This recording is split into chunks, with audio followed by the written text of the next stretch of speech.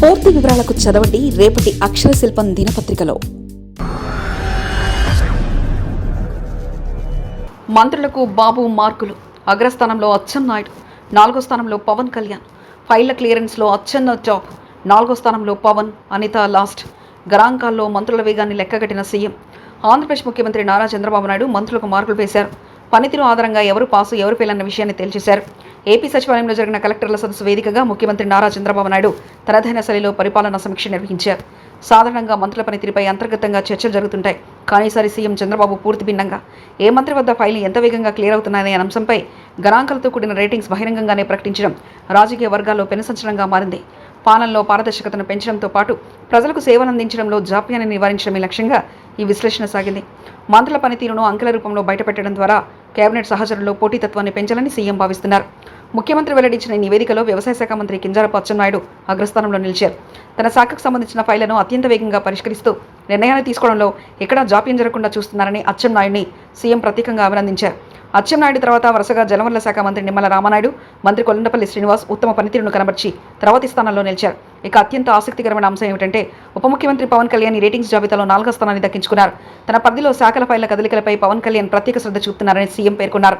ఈ రేటింగ్స్ జాబితాలో కీలకమైన హోంశాఖ బాధ్యతలు నిర్వహిస్తున్న వంగలపూడి అనిత అందరికంటే చివరి స్థానంలో నిలవడం చర్చనీయాంశంగా మారింది.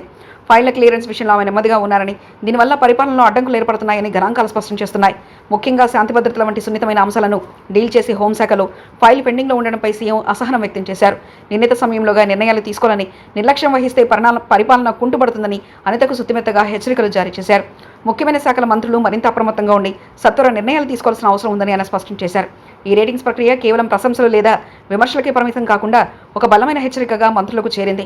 ప్రజలకు సేవలందించడంలో జాప్యాన్ని ప్రభుత్వం ఎంతమాత్రం సహించబోదని చంద్రబాబు తేల్చి చెప్పారు. మంత్రులందరూ తమ శాఖలోనే ఫైళ్ల కదలికలపై ప్రత్యేకంగా ఓ నిఘా వ్యవస్థను ఏర్పాటు చేసుకోవాలని, పెండింగ్లో ఉన్న ఫైళ్లను తక్షణమే పరిష్కరించాలని ఆదేశించారు.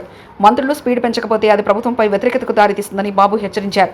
ఈ రేటింగ్స్ ఆధారంగా రాబోయే రోజుల్లో మంత్రివర్గంలో మార్పులు చేర్పులు జరిగే అవకాశం ఉందన్న సంకేతాలు కూడా వినిపిస్తున్నాయి.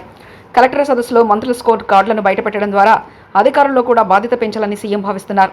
మంత్రులు వేగంగా ఉన్నప్పుడే అధికారులు కూడా చురుగ్గా పనిచేస్తారని, తద్వారా రాష్ట్ర అభివృద్ధి వేగవంతమవుతుందని ఆయన విశ్వాసం వ్యక్తం చేశారు. కేవలం ఫైళ్ల క్లియరెన్స్ మాత్రమే కాకుండా క్షేత్రస్థాయిలో పథకాల అమలు, ప్రజల నుంచి వస్తున్న స్పందనను బట్టి భవిష్యత్తులో మరిన్ని రేటింగ్స్ ఇవ్వాలని ప్రభుత్వం భావిస్తుంది. చంద్రబాబు చేసిన ఈ సరికొత్త ప్రయోగం మంత్రుల్లో ఏ మేరకు మార్పు తెస్తుందో వేచి చూడాలి. మరిన్ని కథనాల కోసం సబ్స్క్రైబ్ చేసుకోండి మీ అక్షర శిల్పం. పూర్తి వివరాలకు చదవండి రేపటి అక్షర శిల్పం దినపత్రికలో.